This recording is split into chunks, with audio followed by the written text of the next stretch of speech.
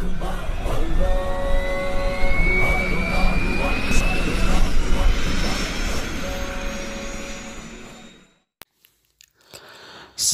سلمان رضی اللہ تعالیٰ عنہ کہتے ہیں کہ نبی کریم صلی اللہ علیہ وسلم نے شعبان کے آخری تاریخ میں ہم لوگوں کو وعظ فرمایا کہ تمہارے اوپر ایک مہینہ آ رہا ہے جو بہت بڑا مہینہ ہے، بہت مبارک مہینہ ہے۔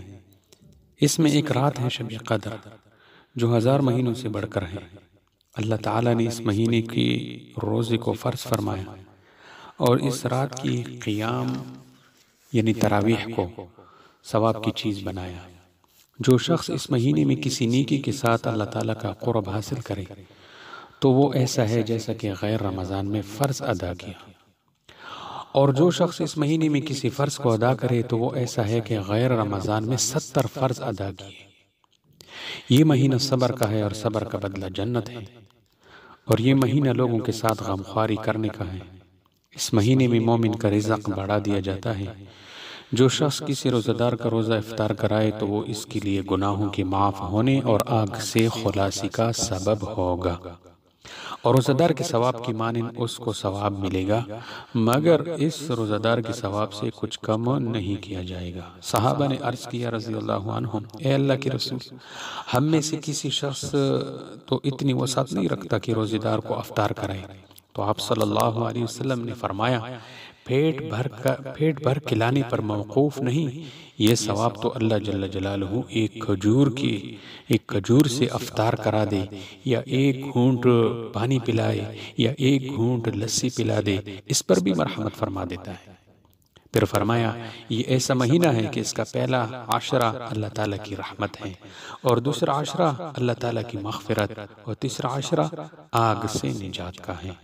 جو شخص اس مہینے میں ہلکا کر دے اپنے غلام خادم کے بوجھ کو، حق تعالیٰ شانہ اس کی مغفرت فرما دیتے ہیں اور آگ سے آزاد فرماتا ہے۔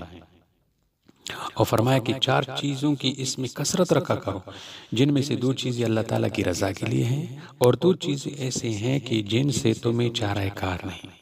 پہلے 2 چیزیں جن سے تم اپنے رب کو راضی کرو وہ کلمہ طیبہ لا الہ الا اللہ اور استغفار کی کثرت ہے، استغفر اللہ العظیم، اور دوسری 2 چیزیں یہ ہیں کہ جنت کو طلب کرو، اللہم انی اسألک رضواک والجنہ، اور آگ سے پناہ مانگو، واعوذ بک من سخطک والنار۔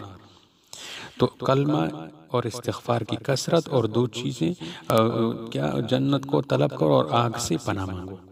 پھر فرمایا کہ جو شخص کسی روزے دار کو پانی پلائے تو حق تعالیٰ قیامت کے دن میرے حوض سے اس کو ایسا پانی پلائے گا جس کے بعد جنت میں داخل ہونے تک اسے پیاس نہیں لگے گا۔ تو رمضان المبارک کا مہینہ قریب آ رہا ہے، ان فضائل کو سامنے رکھ کر اس مہینے کو جو ہے گزارے، اسی طرح جس طرح آپ علیہ السلام نے فرمایا، تو انشاءاللہ ان سارے فضائل کے ہم مستحق ہو جائیں گے۔ اللہ تعالیٰ ہمارے لیے اس مہینے کو جو ہے مغفرت، رحمت اور مغفرت کا سبب بنا دے گا۔ اللہ تعالیٰ ان سب باتوں پر ہمیں عمل کرنے کی توفیق عطا فرمائے، آمین۔